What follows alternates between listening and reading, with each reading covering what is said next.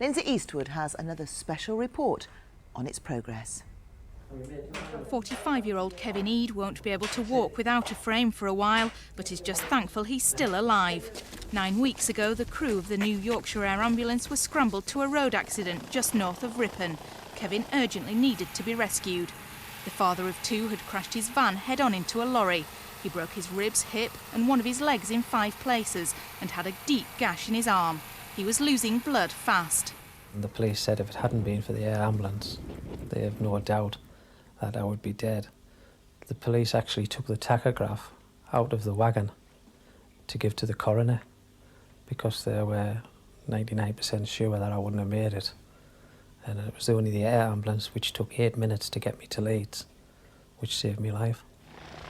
The helicopter flies at 140 miles an hour and got Kevin straight into Leeds General Infirmary after landing on the rooftop helipad. He was bleeding quite heavily from fractures. We needed to get him in hospital quickly and we needed to give him the right type of treatment. The speed of the aircraft is second to none. It can't be touched by a road ambulance in these sort of rural communities. The air ambulance costs about £1 million a year to run. The AA's providing major sponsorship initially, but the public's help is desperately needed. Well, that was Lindsay Eastwood reporting there. We're joining us right now is Mick Lindley. Now, Mick's been in charge of setting up the air ambulance and works himself as one of the flying paramedics. And thanks for joining us, by the way, Mick. Well, we saw from that report that there's one gentleman, Mr. Eade, more than happy to receive this service. I gather, too, there's a lady. Within the few weeks you've been set up, a lady has plenty of reasons to be grateful to you, hasn't she? That's right. I think really the speed of the aircraft in getting to incidents, we can get there, treat the patients, load them on the aircraft and be flying away to the nearest appropriate hospital within minutes. Certainly within the case of Mr. Eade and the other lady, we were landing at the LGI helipad within 5 to 7 minutes of actually taking off. And if personal thought, we mentioned the sort of drawbacks of some of the terrible things that you must have seen and come across, but what a rewarding job as well. Absolutely. I mean, what a job. I get paid for it and I love it. What more can you want? But if the pilot goes fainting, you can't help out. No, then it's... OK.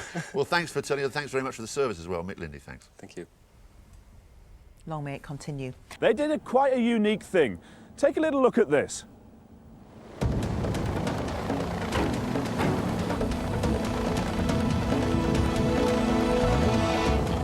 Awe-inspiring and breathtaking. Just ask anyone who happened to be in Millennium Square in Leeds today.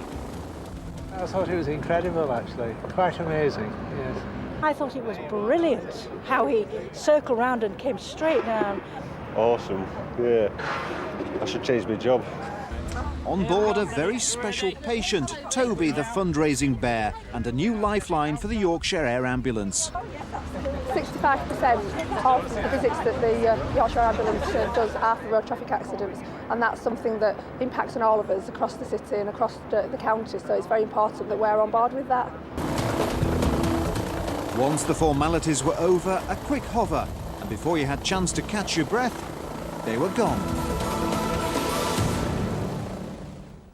It certainly does look impressive. But Duncan, how dangerous was that manoeuvre right into the city centre in Leeds?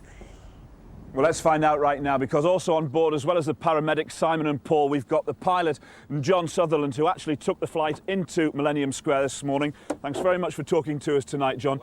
Just talk us through how tricky was it and what did you actually have to achieve to get into the Millennium Square? It can be quite tricky if the wind's blustering, but it wasn't too bad today.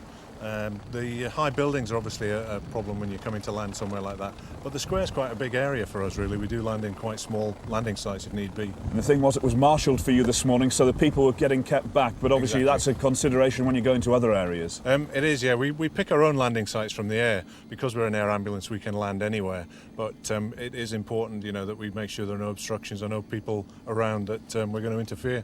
What does it mean to you and the rest of the crew, everybody associated with the air ambulance, to get the kind of support you're now getting from the Lord Mayor and Debenhams and other people throughout the community? It's fantastic. We need £1 million a year to keep running, and it's the charity of the people of Yorkshire that keep us going, and it's so important. I mean, there are people alive in Yorkshire now that wouldn't be without this helicopter, and we depend so much on the money that people in Yorkshire raise. OK, John, thank you very much indeed for talking to us tonight. I'll close the door, not smash it into you, that's one thing I won't do.